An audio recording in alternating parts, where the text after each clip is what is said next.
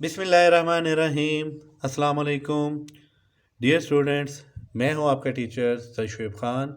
मैं आपको अपने यूट्यूब चैनल दी ख़ान एकेडमी में खुश आमदीद कहता हूं। डियर स्टूडेंट्स, आज की इस वीडियो में हम सीखेंगे ग्रामर का तरीका। एक्सरसाइज है 1.6, क्वेश्चन नंबर 1। इसका ये सेकंड मेथड है ग्रामर रूल से इक्वेशंस को सॉल्व करने का तरीका। स्टूडेंट्स, 1.6 एक्सरसाइज बहुत इंपॉर्टेंट एक्सरसाइज है 9th क्लास की। इसमें से एक क्वेश्चन ज़रूर पेपर में आता है 4 मार्क्स का। इसमें दो मेथड डिस्कस किए गए हैं। एक है ग्रामर का तरीका जिसे ग्रामर रूल कहते हैं, और दूसरा है मैट्रिक्स इन्वर्जन मेथड यानी ज़रबी माकूस का तरीका। उसकी वीडियो मैंने ऑलरेडी बना दी है, उसका लिंक मैं डिस्क्रिप्शन में दे दूंगा, आप वहाँ से भी इसको देख सकते हैं। आइए अपनी वीडियो का आगाज़ करते हैं, इसको सॉल्व करते हैं। बहुत आसान तरीका है इसका। जो इसका फर्स्ट स्टेप है, फर्स्ट स्टेप के अंदर हमने इसको मैट्रिक्स की फॉर्म में लिखना होता है। जो ये इक्वेशंस दी गई हैं इसको हमने मैट्रिक्स की फॉर्म में लिखना है। उसका तरीका बहुत आसान है।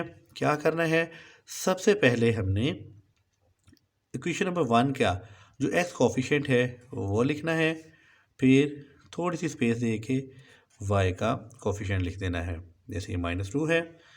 फिर हमने ये करना है, सेकेंड इक्वेशन है, इसका कोफिशिएंट फर्स्ट कोफिशिएंट के नीचे लिख देना है एक्स वाले के, और वाई वाले के नीचे इसका वाई वाला कोफिशिएंट लिख देना है ऐसे। और फिर एक्स और वाई एक ये मैट्रिक्स बना लेना है। फिर राइट साइड पे जो नंबर दिए गए हैं उनका मैट्रिक्स बना लेना है ऐसे। ये तो हो गया जी, हमने इक्वेशन को कॉलम की फॉर्म में मैट्रिक्स की फॉर्म में लिख दिया। अब चूंकि हमने इसको ग्रामर के तरीके से हल करना है, इसके लिए बहुत ही आसान सा तरीका है। हमने सबसे पहले इसके 3 पोर्शन कर लेने हैं। जैसे आप देखें, हम यहाँ पे लाइन लगाते हैं, 2 लाइनें लगा लेनी है, इसके ना 3 पोर्शन कर लेने हैं।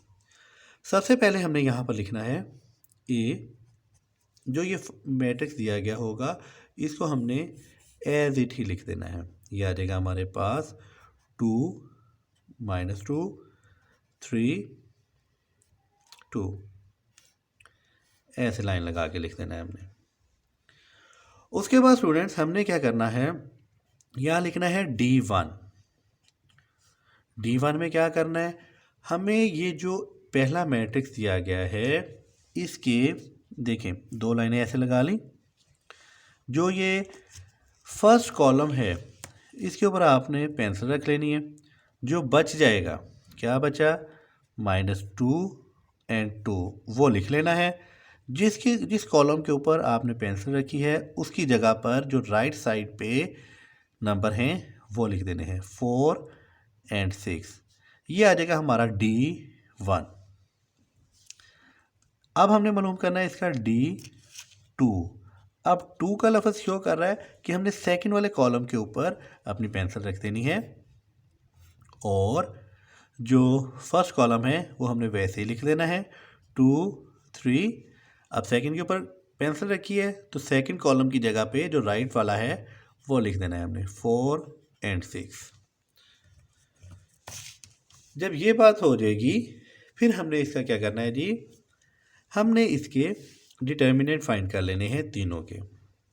जैसे हम ए का डिटर्मिनेंट फाइंड करते हैं, वो आ जाएगा 2 को मल्टीप्लाई करना है 2 के साथ, दरमियान में -3 को मल्टीप्लाई कर देना है -2 से।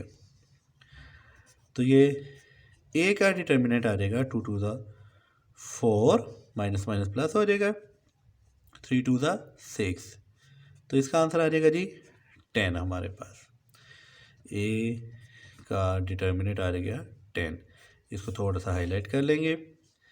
अब हमने D1 का डिटर्मिनेंट निकालना है। 4 को मल्टीप्लाई करेंगे 2 के साथ, 4 मल्टीप्लाई 2, दरमियान में माइनस लगाएंगे, 6 को मल्टीप्लाई करेंगे -2 के साथ, तो ये आ जाएगा D1 का डिटर्मिनेंट 4 2 ज़ा 8 हो गया, माइनस माइनस प्लस 6 2 ज़ा 12, तो ये D1 का जो डिटर्मिनेंट है उसका आंसर आ जाएगा 20। स्टूडेंट्स इसी तरह हमने D2 का डिटर्मिनेंट निकालना है। 2 को मल्टीप्लाई करेंगे 6 के साथ, दरमियान में माइनस लगाएंगे, 3 को मल्टीप्लाई कर देंगे 4 के साथ, ये आ जाएगा D2 का डिटर्मिनेंट 2 6 12 हो गया, माइनस 3 4 12, तो D2 का डिटर्मिनेंट आ जाएगा हमारे पास 0। इसको भी ऐसे हाईलाइट कर देंगे।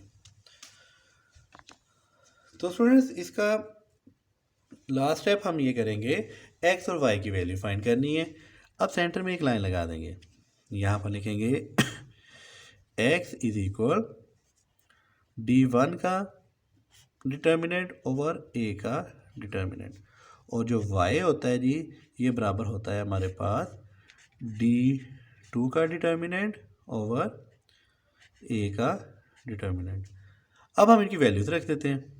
देखें, D1 की वैल्यू है 20, a की वैल्यू है a डिटर्मिनेंट की 10, इसको कट गया, आंसर आ गया 2, x की वैल्यू आ गई 2। अब D2 की वैल्यू है हमारे पास 0, इसकी वैल्यू है 10, इसको डिवाइड करेंगे आंसर आ जाएगा 0, तो y की वैल्यू आ जाएगी 0। तो स्टूडेंट्स ये इसका आंसर आ जाएगा। हम इसको फिर लिख देंगे 2, पहले x की वैल्यू लिखते हैं, फिर y की वैल्यू, और ये इसका सॉल्यूशन सेट आ जाएगा। यहाँ स्टूडेंट्स आप लोगों ने एक बात याद रखनी है, अगर तो पेपर में क्वेश्चन क्रेमर मेथड से आया है, क्रेमर रूल के तरीके से, तो उसको क्रेमर के तरीके से ही करना है आपने। अगर आप उसको माकूस के तरीके से करेंगे तो वो चाहे आपने बिल्कुल ठीक भी किया हो तो वो गलत तस्वर होगा। तो इसलिए क्वेश्चन को सॉल्व करते वक्त पेपर में गौर से तरीका देख लेना है कि कौन सा तरीका पूछा गया है। अगर क्रेमर का तरीका पूछा गया है तो उसको इस मेथड से सॉल्व करना है, और अगर माकूस का तरीका पूछा गया है तो उसको माकूस के तरीके से ही सॉल्व करना है। जी तो स्टूडेंट्स, नेक्स्ट वीडियो तक के दीजिए इजाज़त, अपना ख्याल रखिएगा, अल्लाह हाफिज़।